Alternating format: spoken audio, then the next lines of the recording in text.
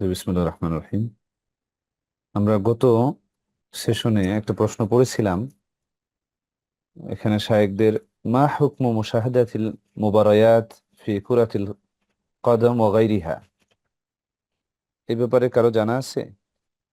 বিভিন্ন ধরনের টুর্নামেন্ট, প্রতিযোগিতা, এগুলোর দেখার হুকুম কি? জি, এবং সবচেয়ে বড় যে বিষয়টি সেটি হলো যে আমাদের সন্তানেরা তারা যখন এগুলো দেখে তারা তাদের মতো হতে চায়, এবং তাদের মতো হতে চায়, ফলে পরিশেষে হয়ও। আপনি দেখবেন অনেক দেশে এই বাচ্চাদেরকে আপনার গড়ে তোলার জন্য এই ধরনের খেলার এগুলো রয়েছে। বিনোদন ইসলামে নিষেধ নয়, ইসলামে অবশ্যই বিনোদনের অনুমতি রয়েছে, বরঞ্চ আপনার এই যে সকল হালাল পন্থায় বিনোদন নেওয়া যায় সেগুলোর ব্যাপারে উৎসাহ দেওয়া হয়েছে।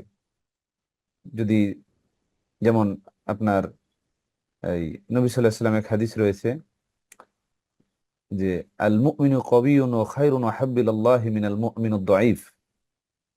তাহলে শরীর চর্চার মাধ্যমে শরীরকে শক্তিশালী করা এটা ইসলামে নিষেধ নয়, বরং সেই হাদিসটি উৎসাহ দেয়, যেখানে নবী সাল্লাল্লাহু আলাইহি ওয়াসাল্লাম বলেছেন যে শক্তিশালী মুমিন দুর্বল মুমিন থেকে আল্লাহর কাছে বেশি প্রিয়, যদিও দুইজনের মধ্যেই কল্যাণ রয়েছে। তাহলে শরীর চর্চার মাধ্যমে শরীরকে শক্তিশালী করা এটা ইসলামে অনুমোদিত আছে। নিষেধ করা হয় কখন? যখন সেগুলো আল্লাহ রাব্বুল আলামিনের বিধান পালনের ক্ষেত্রে প্রতিবন্ধকতা সৃষ্টি করে। এবং আমরা দেখতে পাই যে এই ধরনের খেলাগুলো মানুষ মত্ত হওয়ার কারণে সে তখন তার ইবাদতের ব্যাপারে শিথিলতা প্রদর্শন করে অধিকাংশ ক্ষেত্রেই। তাহলে সেটা একটা ক্ষতিকর দিক, এই জন্য এটা নিষেধ। দুই নাম্বার হলো আমাদের সন্তানরা এদেরকে দেখে তারা তাদের মতো হতে চায় এবং তাদের মতো হয় পরিশেষে অনেকেই। কারণ যদি না হয় তাহলে পরবর্তী টিমগুলো কোত্থেকে আসে? পরবর্তী টিমগুলো তো তারাই যারা আগের টিমের দ্বারা দেখে উৎসাহিত হয়েছে এবং এটাকে তাদের জীবনের ক্যারিয়ার হিসেবে নিয়েছে, এবং পরবর্তীতে তারা এমন কাজের মধ্যে যুক্ত হয়, যেটা সাহেব বলেছেন, এমন কাজের মধ্যে নিজেদের জীবনকে ব্যয় করে বিলা ফায়দা, যেটার মধ্যে কোনো উপকারিতা নেই, বরঞ্চ এটা তাকে আল্লাহর বিধানকে অমান্য করার দিকেই ঠেলে দেয়। তারপরে বলছে এই যে হাল ইয়াতাওয়াক্কাফ আলা সিহহাতিল মানহাজ জান্নাহ আও নার। দেখেন, এটার ব্যাপারে আমি শুনতে চাচ্ছি কারো মুখ থেকে। হাল ইয়াতাওয়াক্কাফ আলা সিহহাতিল মানহাজ জান্নাতান ওয়া নারান। নবী সাল্লাল্লাহু আলাইহি ওয়াসাল্লাম যে হাদিসটি আপনি বললেন সেটার মধ্যেও যেমনটি আছে, আবার এই নবী সাল্লাল্লাহু আলাইহি ওয়াসাল্লাম আরেক হাদিসে তিনি বলেছেন যে আমার উম্মতের একটি দল হকের উপর প্রতিষ্ঠিত থাকবে, এবং যারা তাদের নিন্দা করবে কিংবা যারা তাদের বিরোধী করবে তারা তাদের কোনোই ক্ষতি করতে পারবে না, কিয়ামত পর্যন্ত তারা এই মতের উপর অটল থাকবে। তাহলে এই হাদিস দ্বারা এখানে মানহাজের বিষয়টা কিন্তু আমাদের মানে সিরিয়াসলি আসে। অনেকে হয়তো মনে করতে পারেন যে মানহাজের ব্যাপারে আপনারা এত আলোচনা করতেছেন, এটা হয়তো বা আপনারা নিজেরা চিন্তা করে একটা মানে পথ অবলম্বন করতেছেন যে না, সঠিকটা আমাদেরকে মানতে হবে। কিন্তু না, নবী সাল্লাল্লাহু আলাইহি ওয়াসাল্লাম নিজেও এই ব্যাপারে দিক নির্দেশনা দিয়ে দিয়েছেন যে না, এর বাইরে যারা আছে এরা সঠিক পথে নেই। তাহলে তাহলে সেক্ষেত্রে আমাদের কিন্তু অবশ্যই এটা একটি মানে আঁকড়ে ধরার মতো বিষয়, কারণ এটার বিকল্প অন্য কিছু ধরার কোনো সুযোগ নেই। এই জন্য শায়েখ বলেছেন যে ইজা সর আলা মানহাজিদ দলাল দুল্লাল ফাহুয়া মুতাওয়াআদুন বিন্নার। যারা এই পথভ্রষ্ট মানহাজের পন্থায় পদ্ধতিতে দিন পালন করবে তারা সেই যাদের ব্যাপারে ওয়াদা করা হয়েছে না জাহান্নামের। ফাসিহাতুল মানহাজ মিন আদামিহা ইয়াতারাত্তাব আলাইহা জান্নাহ আও নার। এজন্য এই জান্নাতের এই মানহাজের সঠিক হওয়া এবং ভুল হওয়ার উপরই নির্ভর করে যে এই মানহাজের সঠিক হওয়া এবং ভুল হওয়ার উপরই নির্ভর করে ব্যক্তিটি জান্নাতি যাবে নাকি জাহান্নামে যাবে। সবচেয়ে বড় কথা হলো সে এমন পথে পরিচালিত হবে যেটা আল্লাহর সন্তুষ্ট অর্জনের পথ নয়।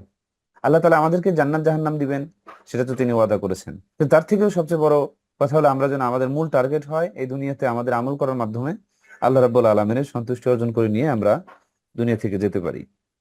তারপরে এখানে মা হুয়া আল কাউল আল হক ফি কিরাআতিল কুতুবিল মুবতাদিআ ওয়া সামাইল আশরিতাতিহিম ওয়া সামাই আশরিতাতিহিম। তাদের কিতাবাদি এটার ব্যাপারে কেউ একজন বলেন। প্রভাবিত হতে পারে। এবং আমি এই ক্ষেত্রে বলেছিলাম যে বর্তমানে কিছু চলমান এবং আলেমগণ এই ব্যাপারে ইমাম আহমদ ইবনে হাম্বলের একটি স্টেটমেন্টও আছে, সেটাও উনি আলেমগণ উল্লেখ করেন। বিশেষ করে যারা নাস্তিকতা এবং এই ইসলামের বিভিন্ন বিষয় নিয়ে সংশয় যারা সৃষ্টি করে, এরকম গ্রুপ আছে এবং এটা ব্যাপক। আপনারা আমাদের ধারণা থেকেও ব্যাপক, যে কিছু মানুষ যেমন ফ্রান্সে রিসার্চ সেন্টার আছে, ফ্রান্সে রিসার্চ সেন্টার আছে যারা সারাক্ষণই ইসলামের বিভিন্ন মূলনীতিগুলোর উপর আক্রমণ করার জন্য কাজ করে যাচ্ছে। মূলনীতি বলতে যেমন হাদিস শাস্ত্রের উপর আক্রমণ করা, নবী সাল্লাল্লাহু আলাইহি সাল্লামের চরিত্রের উপর আক্রমণ করা এবং আবু হুরায়রা রাদিয়াল্লাহু আনহুর উপর আক্রমণ করা। তাদের টার্গেট গুলো এইসব জায়গায়। কারণ হলো, আপনাকে আমাকে যদি মানে এটা ধারণা করানো যায় যে নবী সাল্লাল্লাহু আলাইহি সাল্লাম মানে উনি আমাদের কাছে আদর্শের জায়গা নয়, তখনই আপনি কিন্তু তার হাদিস পালনে শিথিলতা করবেন। আর যখনই হাদিস পালনে শিথিলতা করছেন, তখন আপনি দিন থেকে সরে যাচ্ছেন আস্তে আস্তে। কারণ কোরআনের ব্যাখ্যাই মূলত এই হাদিস, এবং কোরআনটা কিভাবে পালন করতে হবে তার প্র্যাকটিক্যাল নমুনা হলো নবী সাল্লাল্লাহু আলাইহি ওয়াসাল্লামের জীবনী। এই জন্য রাসূল সাল্লাল্লাহু আলাইহি ওয়াসাল্লামের জীবনীকে আক্রমণ করার তারা চেষ্টা করে, তার চরিত্র নিয়ে আঘাত করে। এবং আবু হুরায়রা রাদিয়াল্লাহু আনহুর ব্যাপারে তারা কাজ করছে ব্যাপকভাবে। এবং কত ব্যাপকভাবে তার একটা নমুনা আপনাদেরকে দেই। সেটা হলো যে প্রথম যে মুআজ্জাম বা আপনার মানে ডিকশনারি, হাদিস খুঁজার ডিকশনারি, যেটা দিয়ে, কারণ এত হাদিসের মধ্যে একটা শব্দকে খুঁজে পাওয়া একটু কঠিন। এই জন্য এই বিদাতিরা বা এই ইসলামের শত্রুরা তারা গবেষণা করে এমন ভাবে একটা কিতাব রচনা করেছেন, যেই কিতাবের মাধ্যমে আপনি যে কোনো একটা শব্দ দিয়ে এই শব্দটা কোন কোন হাদিস গ্রন্থের কোন কোন হাদিসে রয়েছে সেটা আপনি ইজিলি যেতে পারবেন, যেটা এখনকার জামানায় সহজ হলো, আগে এত সহজ ছিল না। তো সেই সময়ে ওই কিতাব তারা রচনা করেছে ইসলামের ক্ষতি করার জন্য, কিন্তু পরবর্তীতে মুসলমানরা এই কিতাব দ্বারা বেশি উপকৃত হয়েছে আলহামদুলিল্লাহ। তাহলে তাদের সারা জীবন ব্যয় করে সহিহ বুখারীকে আক্রমণ করার জন্য। কারণ আসাহুল কিতাব বাদা কিতাবিল্লাহি তাআলা ওয়া হুয়া সহিহ আল বুখারী ওয়া সহিহ মুসলিম, আল্লাহর কিতাবের পরে সবচেয়ে বিশুদ্ধ গ্রন্থ কোরআনের পরে সেটা হলো সহিহ বুখারী এবং সহিহ মুসলিম। এই জন্য তারা সহিহ বুখারী এবং সহিহ মুসলিমের, বিশেষ করে ইমাম বুখারীর এই হাদিস সংকলনের ব্যাপারে তারা করে, আপনার সন্দেহ সৃষ্টি করে। ইমাম বুখারীর মানহাজের ব্যাপারে সন্দেহ সৃষ্টি করে, তার হাদিসগুলোকে ভুল ধরার চেষ্টা করে এবং ব্যাপকভাবে কাজ করে যাচ্ছে। ইভেন তারা এত ডেডিকেটেড, তাদের সারা জীবনই শুধু এই কাজে ব্যয় করে। তাহলে সেই সকল মানুষগুলো প্রতিনিয়ত কিতাবাদি লিখে যাচ্ছে। তো সেগুলো যখনই আমরা পড়বো, আমাদের রিসার্চ যেহেতু ওই লেভেলে নেই, ফলে আমরা সেগুলো দ্বারা আপনার প্রভাবিত হয়ে যাব এবং ব্যাপকভাবে আপনি মানে আপনি অবাক হয়ে যাবেন যে যে কোনো একজন ইভেন মোটামুটি আলেম লেভেলের মানুষ পড়লেও প্রভাবিত হয়ে যাওয়ার সম্ভাবনা, তাদের গবেষণার লেভেলটা এত মারাত্মক। সেজন্য সেগুলো থেকে দূরে থাকা। কিন্তু যারা এই তখন আহমদ ইবনে হাম্বলের সেই স্টেটমেন্ট, যারা এগুলো নিয়ে কথা বলে তারা তো মূলত প্রচারই করছে। তো এটার উত্তর হলো যে অলরেডি প্রচার হয়ে আছে, কিছু আছে প্রচার হয়ে আছে, যেমন নাস্তিকতা ব্যাপকভাবে ছড়িয়ে আছে সারা বিশ্বে, অনলাইনে, প্ল্যাটফর্মে। এবং যারা নাস্তিক তারা ব্যাপকভাবে কাজ করছে আর্টিফিশিয়াল ইন্টেলিজেন্স এবং এই মিডিয়ার জগৎকে ব্যবহার করার মাধ্যমে।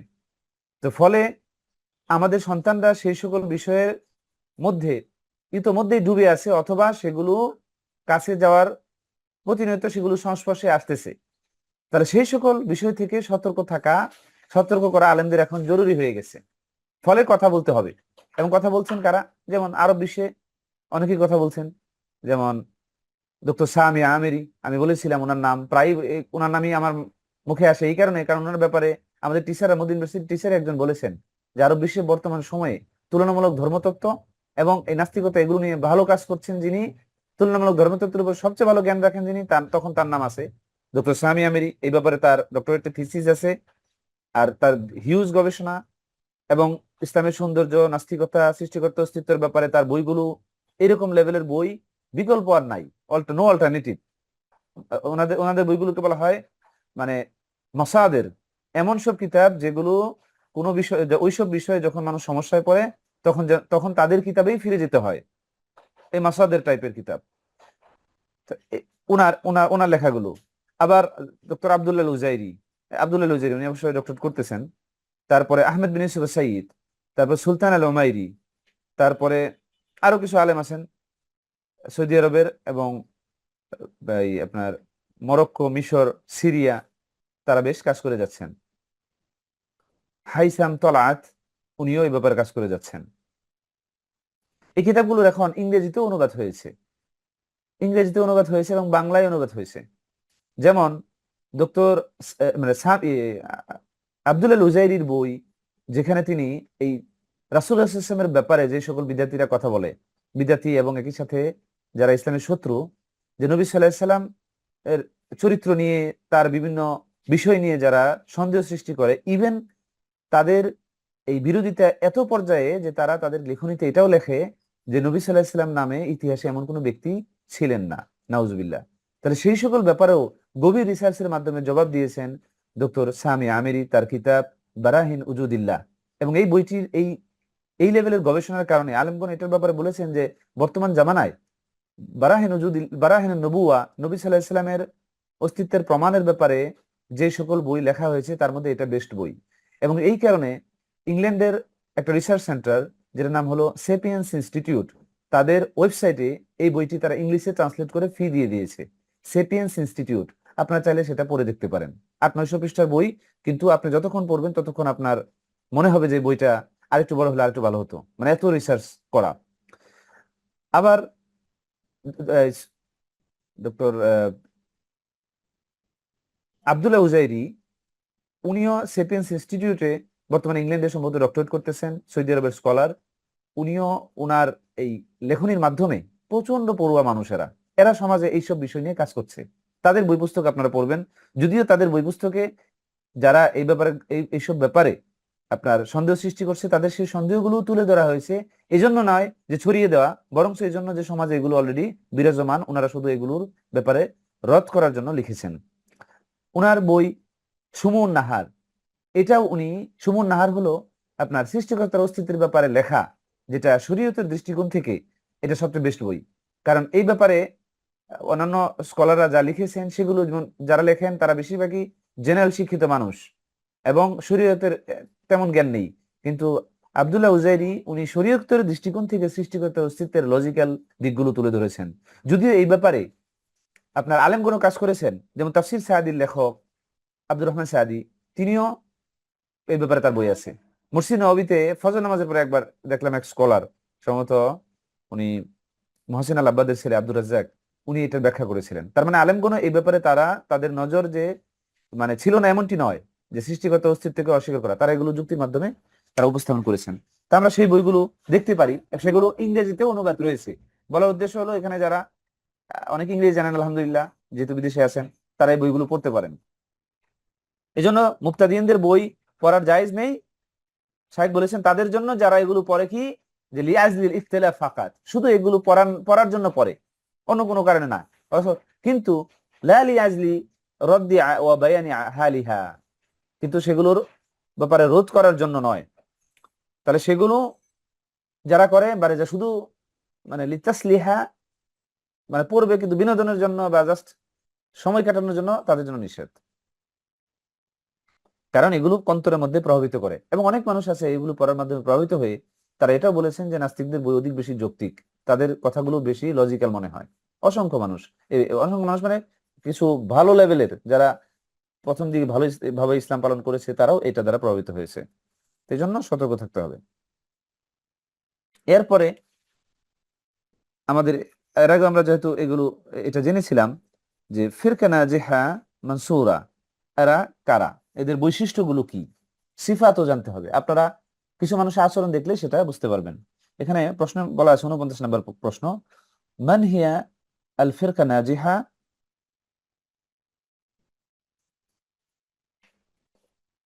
মান হিয়া ফিরকা নাজিহা আল মানসুরা ফি হাযাল আসর।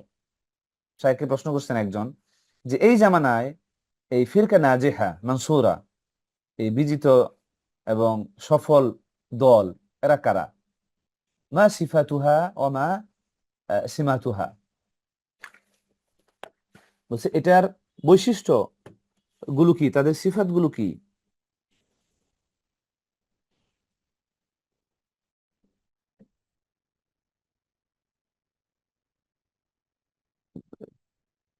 তাদের যে চিহ্ন, লক্ষণগুলো কি কি, সিমাত। তাহলে তাদের সিফাত, বৈশিষ্ট্য এবং তাদের লক্ষণগুলো, চিহ্নগুলো কি কি, কি কি দেখে বোঝা যাবে যে এই মানুষগুলো ফিরকা নাজিহার অন্তর্ভুক্ত।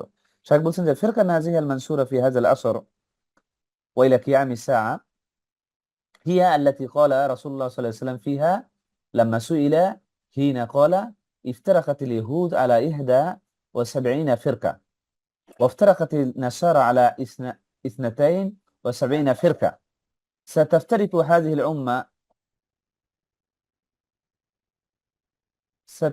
هذه الأمة على 73 فرقة كلها في النار إلا واحدة وقالوا من هي قال من كان على مثل ما أنا عليه اليوم وأصحابي দেখেন এখানে সেই বিষয়টা বলা আছে এবং এটা বেশ আমাদের মনোযোগকে আকৃষ্ট করে এই হাদিসটি। কারণ এখানে নবী সাল্লাল্লাহু আলাইহি সাল্লাম যত দলাদলি এগুলো হচ্ছে সবকে তিনি বলেছেন যে এরা কুল্লুহা ফিন্নার, এরা জাহান্নামী, ইল্লা ওয়াহিদান, একটা দলের কথা যেহেতু বলা আছে আমাদের এখানে অবশ্যই সেই জায়গার ব্যাপারে সচেতন হতে হবে। যে বলছেন যে ইহুদিরা তারা 71টা দলে বিভক্ত হয়েছে এবং নাসারা যারা খ্রিস্টান এরা 72টা দলে বিভক্ত হয়েছে এবং তিনি বলেছেন সাতাফতারিকু হাযিল উম্মাহ, নিজের উম্মতের ব্যাপারে তিনি ভবিষ্যদ্বাণী করেছেন যে আমার এই উম্মত তারা 73টি দলে বিভক্ত হবে। কারণ সাতাফতারিকু মানে এটা ফিউচার টেন্স। কুল্লুহা ফিন্নার ইল্লা ওয়াহিদা, সবাই জাহান্নামী হবে একমাত্র একটি দল বাদে। ডেফিনেটলি সাহাবীগণ তখন জানতে চাইবেন যে তাহলে সেই একটি দল কারা। তখন সাহাবীগণ জিজ্ঞেস করলেন মান হিয়া, তারা কারা। তখন নবী সাল্লাল্লাহু আলাইহি ওয়াসাল্লাম বললেন মান কানা আলা মিসলি মা আনা আলাইহি আল ইয়াউমা ওয়া আসহাবি। দেখেন সাহাবীদের কথা বলা আছে যে সাহাবীরা যে দলের উপর আছেন তাহলে এখান থেকেই আমাদের মানে এই হাদিসে আমাদেরকে সেই দিকেই মনোযোগ করায় যে সাহাবীরা যে আন্ডারস্ট্যান্ডিং নিয়েছেন, তারা যেভাবে দিন পালন করেছেন সেটা অ্যাকসেপ্টেড এবং আমাদেরকেও সেটা করতে হবে যদি আমরা সেই একটি দলের মধ্যে থাকতে চাই। ওয়াকালা আনহুম আল্লাহ আযজা ওয়া জাল, আল্লাহ রাব্বুল আলামিন তাদের ব্যাপারে বলেছেন যে ওয়াসাবিকুনা আল আউয়ালুন মিনাল মুহাজিরিন ওয়াল আনসার ওয়াল্লাযিনা ইত্তাবাউহুম বিইহসানি রাদিয়াল্লাহু আনহুম ওয়া রাদু আনহু ওয়া আ'আদ্দা লাহুম জান্নাতিন তাজরি তাহতাহা আল আনহার খালিদিনা ফিহা আবাদা যালিকাল ফাওজুল আযীম। আর মুহাজির ও আনসারদের মধ্যে যারা অগ্রগামী ও প্রথম এবং যারা তাদেরকে অনুসরণ করেছে সুন্দরভাবে, আল্লাহ তাদের প্রতি সন্তুষ্ট হয়েছেন। আমি হুবহু সেই অনুবাদটি পড়তেছি। আর তারাও আল্লাহর প্রতি সন্তুষ্ট হয়েছে, তিনি তাদের জন্য প্রস্তুত করেছেন জান্নাত সমূহ যার তলদেশে নদী প্রবাহিত, তারা সেখানে স্থায়ী থাকবে অনন্তকাল, এটাই মহা সাফল্য। তাহলে এখানে সেই দলের ব্যাপারেও বলা আছে মুহাজির এবং আনসার। এরপরে মিন সিফাতি হাযিল ফিরকা বলছে এদের বৈশিষ্ট্যগুলো, এই দলের কিছু সিফাত বৈশিষ্ট্য বলছে আন্নাহা মুতামাসসিকুন বিহা কানা আলাইহি নবী আলাইহি সালাতু সালাম ওয়া আসহাবু। এইজন্য দেখবেন সালফে সালেহিন যারা এরা সব সময় এই বিশেষ করে সালাফদের মানহাজে যারা আছেন তারা নবী সাল্লাল্লাহু আলাইহি সাল্লাম এবং তার সাহাবীদের আকীদা ধরার ব্যাপারে তার বিশেষ গুরুত্ব আরোপ করেন। তাদের প্রথম তারা খুঁজেন যে নবী সাল্লাল্লাহু আলাইহি সাল্লাম এবং তার সাহাবীগণ এটাকে নবী সাল্লাল্লাহু আলাইহি সাল্লাম কিভাবে বলেছেন এবং সাহাবীগণ সেই জিনিসটা কিভাবে বুঝে আমল করেছেন রাসূলুল্লাহ সাল্লাল্লাহু আলাইহি ওয়াসাল্লামের সামনে। নবী সাল্লাল্লাহু আলাইহি সাল্লাম একটা জিনিস বলেছেন এবং সাহাবীগণ অনেক সময় ভুল বুঝেছেন, তখন নবী সাল্লাল্লাহু আলাইহি সাল্লাম আবার কারেক্ট করে দিয়েছেন। আবার নবী সাল্লাল্লাহু আলাইহি সাল্লামের সামনে সাহাবীগণ কোনো কিছু করেছেন, তিনি নীরব থেকেছেন, নীরব থাকার মাধ্যমে তিনি তাদের কাজের ব্যাপারে মনোসম্মতি দিয়েছেন। অতএব সাহাবীদের আমল নবী সাল্লাল্লাহু আলাইহি সাল্লামের জীবদ্দশায় যেগুলো তারা করেছেন এগুলো পারফেক্ট, মানে ভেরিফাইড আমল। তো এই জন্য আমরা সেগুলো আমাদের জন্য অনুকরণীয়। এখানে বলছেন ওয়ামিন সিফাতিহা আন্নাহা তাসবিরু আলাল হক, হকের ব্যাপারে তারা সবুর করে ওয়ালা তালতাফি ইলা আকওয়ালিল মুখালিফিন, এবং যারা বিরোধী তাদের কথার দিকে তারা মনোযোগ দেয় না, সেদিকে ভ্রুক্ষেপ করে না। ওয়ালা তাখুযুহা ফিল্লাহি লাউমাতা লাইম, এবং এই যারা মানে আল্লাহ দিনের ব্যাপারে বিভিন্ন নিন্দা করে, এই নিন্দুকদের কথা তাদেরকে কি করে না, তারা এগুলো আল্লাহর ব্যাপারে তারা এগুলোকে কোনো কানে দেয় না। ক্বালা সাল্লাল্লাহু আলাইহি সাল্লাম, যেমন নবী সাল্লাল্লাহু আলাইহি সাল্লাম বলেছেন তার হাদিসে যে মান খাযালাহুম ওয়ালা মান খালাফাহুম লা ইয়াদুররুহুম মান খাযালাহুম ওয়ালা মান খালাফাহুম। এখানেও এটা বলা আছে যে তারা ওই রকম, যে তাদেরকে এটা ক্ষতি করে না। সেই উম্মত যারা সবসময় একটা উম্মত এই হকের উপর থাকবে, যাদের এই বিরোধীদের এইসব কাজ তাদের ক্ষতি করবে না। অমি সিফাতি ফিরকা, তাহলে একটা হলো তারা সবুর করে এবং তারা অন্যদের কথার দিকে তাকায় না, সবুর করে এবং হকের উপর চলমান থাকে। তারপরে অমিন সিফাতিল ফিরকা নাজিয়াল মানসুরা, আরেকটা হলো আন্নাহা তুহিব্বু আস-সালাফাস সালেহ। এটা দেখবেন তাদের কথার মধ্যে সালফে সালেহীন এই ধরনের কথাবার্তা মানে সবসময় আপনি দেখবেন। আপনি সৌদি আরবের আলেমদের দিকে দেখেন, তারা সবসময় সালাফ সালাফ তাদের বইয়ের মধ্যে তাদের সালাফদের আচরণ, সালাফদের থেকে শিক্ষা, সালাফদের দিনের ব্যাপারে তাদের যে প্রচেষ্টা, তারা দিনকে কিভাবে বোঝার চেষ্টা করতেন, সবসময় সালাফ তাদের কথাবার্তা বইয়ের মধ্যে এই শব্দটা সবচেয়ে বেশি আপনি লক্ষণীয়।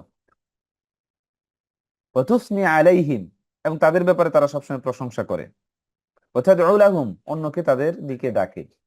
ওয়াতামাসসুক বিআসারিহিম, তাদের যে আসার, যে বিভিন্ন দিন পালনের যে ঘটনাবলী, যে শিক্ষা, সেগুলো তারা মুতামাসসিক, সেগুলোকে আঁকড়ে ধরে।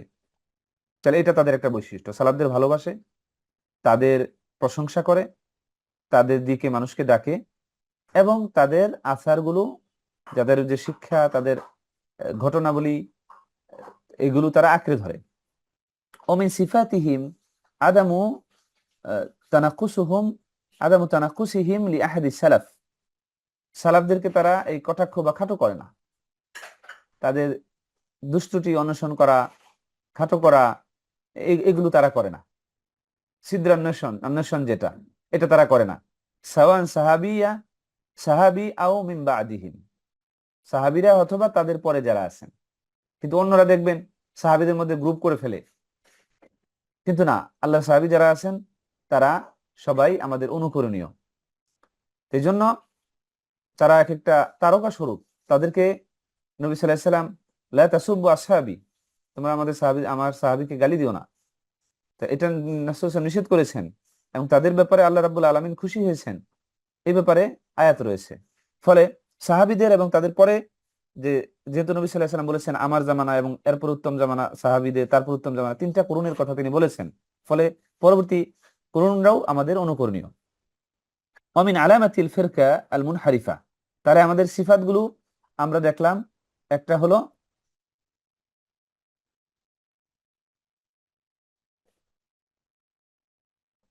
হলো যে তারা মুতামাসসিক বিহা, আঁকড়ে ধরে নবী সাল্লাল্লাহু আলাইহি ওয়াসাল্লাম এবং তাদের সাহাবীদের জীবনী, তাদের পথকে। এবং আরেকটা হলো তারা সবুর করে এবং অন্যদের বিরোধীদের যে কথাবার্তা, এগুলোর দিকে তারা ভ্রুক্ষেপ করে না। আরেকটা হলো যে তারা সালাফদের ভালোবাসেন, তাদের প্রশংসা করেন, তাদের দিকে মানুষকে ডাকেন, এবং নিজেরা সেগুলো আঁকড়ে ধরেন, তাদের আচার, তাদের ঘটনাবলী, তাদের দিন পালনের পদ্ধতি। আর তাদের ব্যাপারে তারা কোনো ছিদ্রান্বেষণ বা সমালোচনা, তাদেরকে খাটো করা, এগুলো তারা করেন না, সাহাবী হোক তাদের পরে যারা আছেন তাদের। অমিন আলামাতিল ফিরকা আল মুনহারিফা, কিন্তু যারা এই পথভ্রষ্ট, এদের আলামা, চিহ্নগুলো কি কি? আন্নাহু এই তাবগাদু আস-সালাফ, হ্যাঁ, এক নাম্বার একটা বৈশিষ্ট্য তাদের মধ্যে পাওয়া যায় যে সালাফদেরকে তারা এই অবজ্ঞা করে, ঘৃণা করে। এটা আপনি পাবেন, আপনি ইয়েদের দিকে দেখেন, এই ইরানি শিয়া, এরা সবসময় সাহাবীদের আপনার গালিগালাজ করে। ইভেন তাদের কোরআনের ব্যাখ্যা আমরা দেখেছিলাম যে কোরআনের ব্যাখ্যা করার ক্ষেত্রে আয়াতগুলোকে তারা যেখানে একটু ওয়াইদ বা ওয়ার্নিং দেওয়া আছে, সেগুলো তারা বা খারাপ বৈশিষ্ট্যের কথা উল্লেখ করে জানিয়েছেন, সেগুলো তাদের দিকে তারা নিসবত করে বা তাদের দিকে সম্পৃক্ত করে দেয়। মানে এতটাই, এবং ইভেন তাদের বাচ্চাদেরকে তারা শিখায় ছোট থেকেই যে এরা হলো ইসলামের শত্রু। তাহলে এই মুনহারিফা, এদের একটা বৈশিষ্ট্য হলো সালাফদেরকে তারা অবজ্ঞা করবে, তাদেরকে গালিগালাজ করে, এবং তাদের মানহাজকেও তারা অবজ্ঞা করে। মানহাজকেও তারা অবজ্ঞা করে, মানে তাদের পথ পদ্ধতি, দিন পালনের বুঝ, এগুলো মনে করে যে এগুলো পথভ্রষ্টতা, দিনের সঠিক বুঝ নয়। কিন্তু যদি আপনি তাদেরটা পড়েন, তাদের চিন্তা চেতনা দেখেন, তাহলে দেখবেন যে বরঞ্চ তাদেরটাই পথভ্রষ্টতায় ভরপুর। তারা কোরআনকে যেভাবে ব্যাখ্যা করে, নবী সাল্লাল্লাহু আলাইহি সাল্লামের হাদিসকে যেভাবে অস্বীকার করে, হাদিস মানার ক্ষেত্রে বেছে বেছে তারা নবী সাল্লাল্লাহু আলাইহি সাল্লামের সাহাবীগণ, ওমর রাদিয়াল্লাহু আনহু থেকে, ওমর, ওসমান রাদিয়াল্লাহু আনহু, মানে সাহাবীদের থেকে যেগুলো বর্ণিত হয় তারা এগুলো সব বাতিল করে দেয়। কোরআন এটাকেও বলে যে এখানে অপূর্ণতা রয়েছে। এখানে 30 পারা আমরা বলি, ওরা বলে না, এটা অপূর্ণতা রয়েছে। এখানে আহলুল বাইতের অনেক ঘটনা বাদ দিয়ে দেওয়া হয়েছে। তারা সেগুলো নতুন করে, মানে তারা নিজেরা, এই জন্য তাদের কোরআন এইটি আমাদের মতো না, ডিফারেন্ট। তারা তাদের মন মতো ব্যাখ্যাও করে এবং সেখানে সংযুক্ত করেছে। আচ্ছা, এখন আরেকটা প্রশ্ন এখানে বলা হচ্ছে যে আমরা ইনশাআল্লাহ তাহলে আগামী সেশনে আমরা এই ব্যাপারে কিছু কথা বলবো ইনশাআল্লাহ। আল্লাহ তাআলা যেন তৌফিক দান করেন। এরপরে 50 নম্বর প্রশ্নে একজন শাইখকে বলতেছেন যে কাইফা তাকুনু মুনাসাহাতু তালিব লি শাইখিহি। দেখেন, একজন বলতেছে যে কিভাবে একজন ছাত্র শাইখকে নাসিহা করবেন। কারণ অনেক সময় তারা ওই শাইখদের ভুল আছে এটা ধরে তারা শাইখদেরকে কিভাবে সংশোধন করবেন এটা জানতে চাচ্ছেন। এটা হতে পারে শাইখদের যে ভুল হয় না এমনটি নয়। তো শাইখ এই প্রশ্নটা শুনে এবার তিনি উত্তর দিতেছেন আল মাফরুদ আল আকস। বলছে ঘটনা তো মূলত আসল হলো বিপরীত। সেটা হলো ছাত্র শাইখকে নয়, শাইখ ছাত্রকে উপদেশ দিবেন। কারণ তিনি অবশ্যই কথাটি বলেছেন একটা কারণে। তারপর উনি বলতেছেন যে আন্না শাইখ হুয়াল্লাযী ইয়ানসাহু আত-তালিব, যে শাইখ ছাত্রকে উপদেশ দিবেন। লিআন্না শাইখ আদরা বিল উমুর ওয়া আরিফু বিহা, কারণ শাইখ সেই ছাত্রের ব্যাপারে এবং সেই ব্যাপারগুলো সে জানে। বিভিন্ন বিষয়ে শাইখ ছাত্র থেকে শাইখ জানে। এজন্য ছাত্র শাইখকে উপদেশ নয়, বরং শাইখ ছাত্রকে উপদেশ দিবে। কারণ এখন এবার শাইখ বলতেছেন আত-তালিব লা ইয়াজালু ইয়াতালাক্কা আল-ইলম মিন শাইখিহি, কারণ ছাত্র এখনো তার শাইখ থেকে জ্ঞান অর্জন করছে। ওরুব্বামা ইয়াবদু লিত-তালিব শাইউন ইয়াজুন্নুহু মুখালিফা ওয়া হুয়া লাইসা কাযালিক। এই যে এখানে সেই কথাটা তিনি বলেছেন যে অনেক সময় এমন হতে পারে যে ছাত্রের কাছে একটা জিনিস মনে হতে পারে বিপরীত বা এটা সঠিক নয়, কিন্তু বাস্তবিক অর্থে সেটা সঠিক। এজন্য শাইখের কথা ভুল ধরার জন্য সেই লেভেলটাও তো তার থাকতে হবে। এজন্য একটা কথা আছে, আল আলেম ইয়ারিফুহু আল উলামা, জ্ঞানীরা জ্ঞানীদেরকে চিনে। এজন্য একজন জ্ঞানী ব্যক্তির ভুল ধরার জন্য আরেকজন যিনি এই ব্যাপারে পড়াশোনা আছে সে ধরতে পারে। যার সামান্য পড়াশোনা আছে তিনি যখন ভুল ধরতে যাবেন তার কাছে অনেক কিছু মনে হবে যে এটা সঠিক নয়, কারণ তার সেই পড়াশোনার লেভেলটা দুর্বল। এবং এটাই ঘটে অনেক ক্ষেত্রে। অনেক শাইখদের বক্তব্য অনেক সাধারণ মানুষ তাদের যখন নিজের চিন্তার বিপরীতে যায় তারা এটা মানতে রাজি না। জিহাদ নিয়েও তো এই ঘটনা ঘটে। তারা তাদের নিজস্ব চিন্তায় এটাকে জায়েজ করে নেয়, কিন্তু আলেমরা যখন এটার সুনির্দিষ্ট পন্থা বলেন, কখন এটা ফরজ হবে, কি কি করণীয়, কি কি শর্ত আছে, তখন তারা এগুলো মানতে রাজি না। তারা মনে করে কোরআনে আয়াত আছে, আমাদেরকে না মানলে আমরা এটা কাফের হয়ে গেলাম। তাহলে এটার ব্যাপারে আলেমদের যে বক্তব্য কি, কারণ আলেমরা তো আরো বিস্তারিত চিন্তা করেন। তারা তো শুধু কোরআনে আয়াতটাকে বাহ্যিকভাবে ওইভাবে দেখে ঘটনার প্রেক্ষিত ছাড়া, রাসূল সাল্লাল্লাহু আলাইহি ওয়াসাল্লামের অন্যান্য হাদিসগুলো ছাড়া ওটাকে বোঝার চেষ্টা করেন না। তারা কোরআনে আয়াতটা দেখেন এবং এই ব্যাপারে নবী সাল্লাল্লাহু আলাইহি ওয়াসাল্লাম কিভাবে আমল করেছেন, কোন পরিস্থিতিতে, সেখানে কনটেক্সটটা কি ছিল, আমাদের জন্য রাসূল সাল্লাল্লাহু আলাইহি ওয়াসাল্লামের দিক নির্দেশনা কি, এই ব্যাপারে সবকিছু তারা ঘাটাঘাটি করে, তারা সাহাবীদের আমল দেখে তারপরে তারা সেই আয়াতকে বোঝার চেষ্টা করেন। কিন্তু সরাসরি আয়াতকে বাহ্যিকভাবে দেখলে সেটা অনেক সময় ভুল বোঝার সম্ভাবনা থাকে এবং সেটাই ঘটে।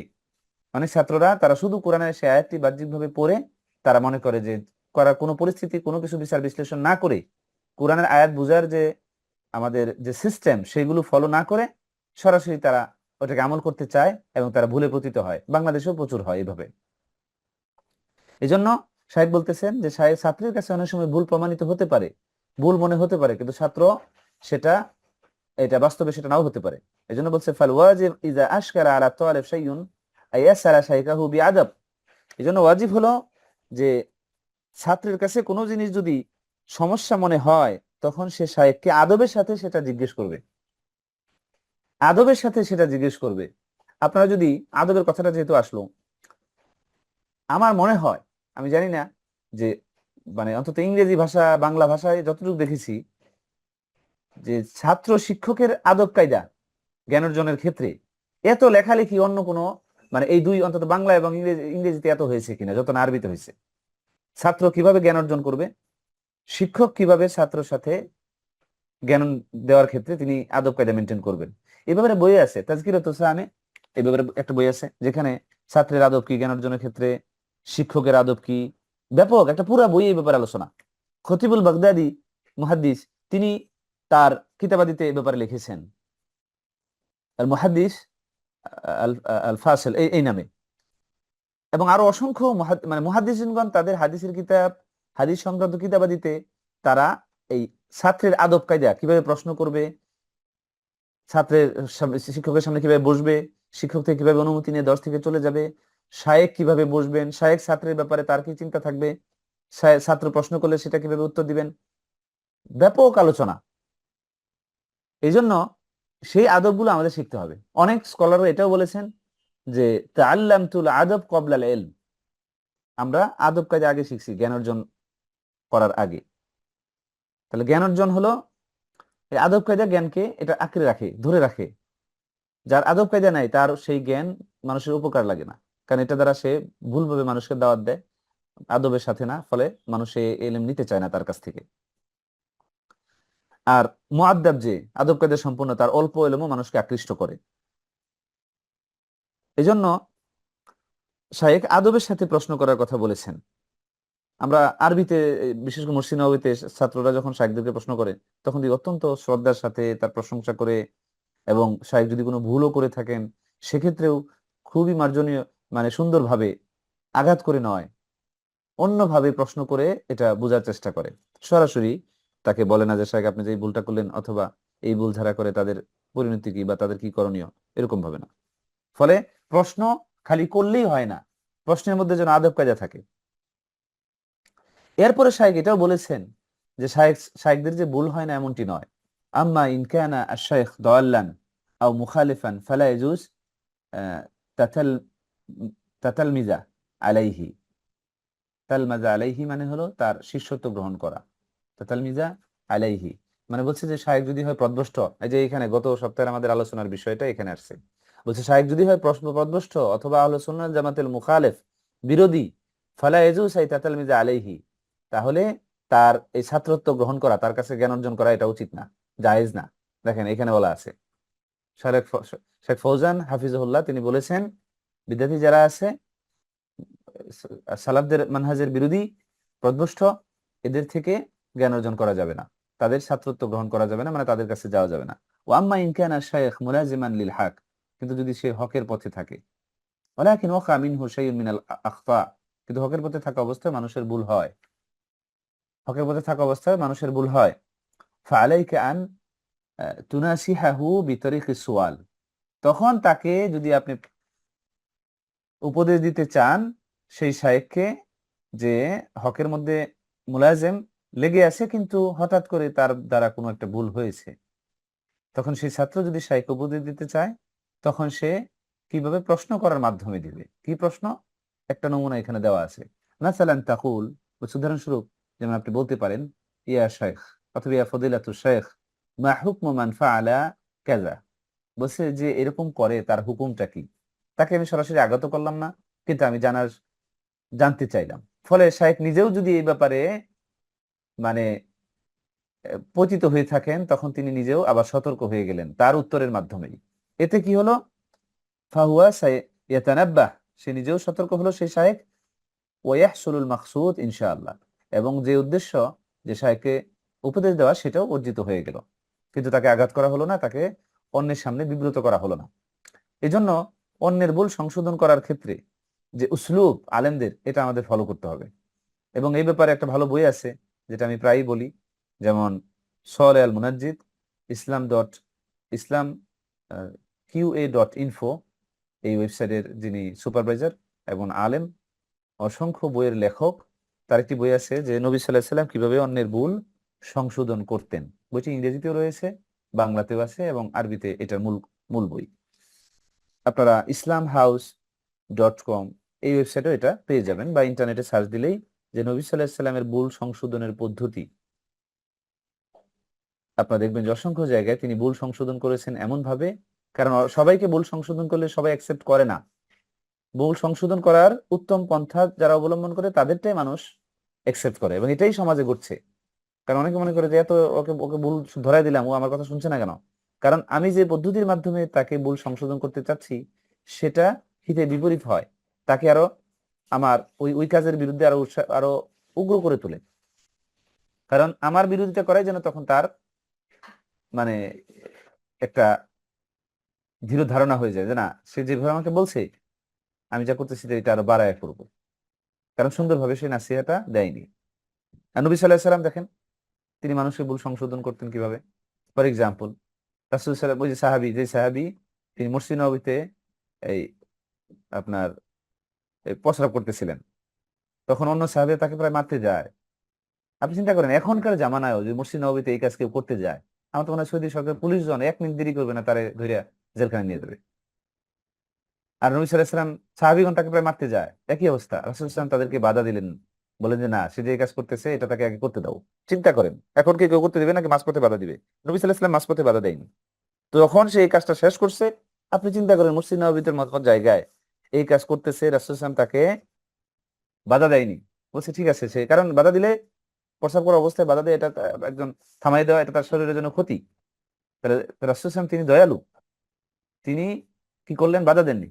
তিনি যখন ওই সাহাবী বেদুইন, সে আরব গ্রাম্য লোক, যখন এই কাজ করে শেষ করলেন, তখন নবী সাল্লাল্লাহু আলাইহি সাল্লাম তাকে সুন্দরভাবে বললেন যে তুমি যে কাজ করার জন্য এখানে আসছো, এটা হলো সেই কাজের জায়গা নয়, এটা জিকির আজগার ইবাদতের জায়গা।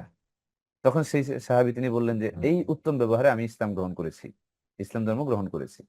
তাহলে রাসূল সাল্লাল্লাহু আলাইহি সাল্লামের ইসলাম ধর্ম যারা রাসূল সাল্লাল্লাহু আলাইহি সাল্লাম থেকে গ্রহণ করেছেন, তারা তার ব্যবহার আখলাক আচরণে গ্রহণ করেছেন, উত্তম পদ্ধতির মাধ্যমে নাসিহা নবী সাল্লাল্লাহু আলাইহি সাল্লাম দিয়েছেন, সেটা মানুষ গ্রহণ করেছেন।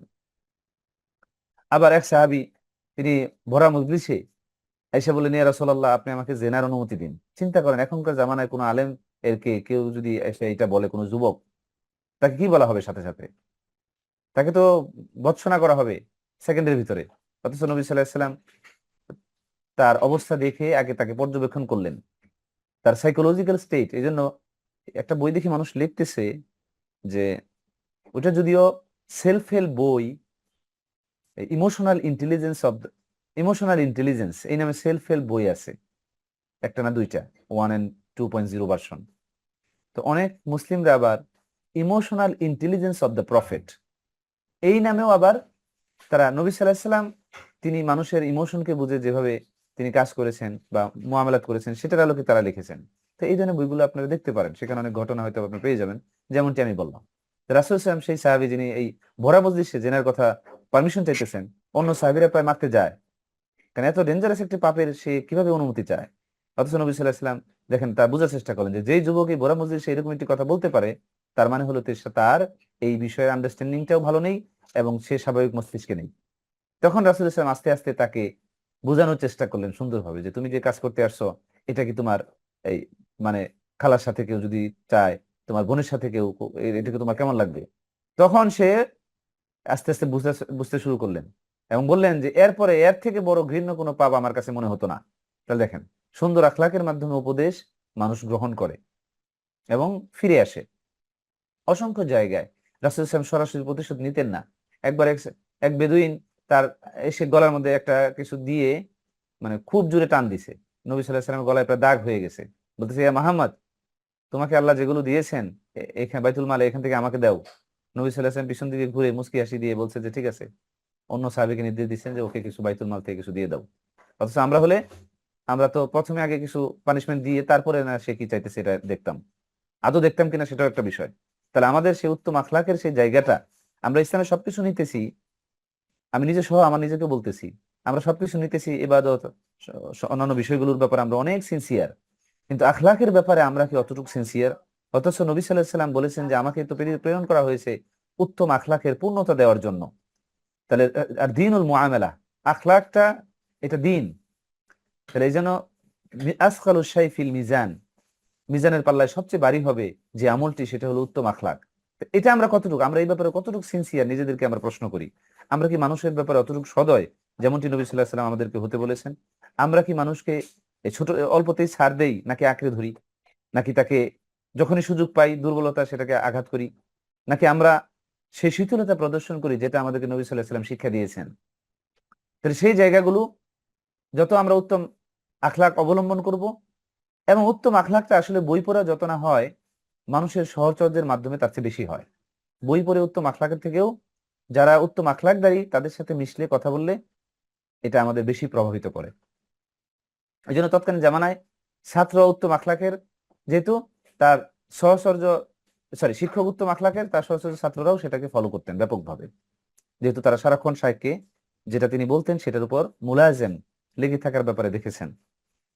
এই জন্য আদব আখলাকের যে কথাগুলো আসছে এই প্রেক্ষিতে আমি কিছু জানালাম। আরো অসংখ্য কথা এটা আছে।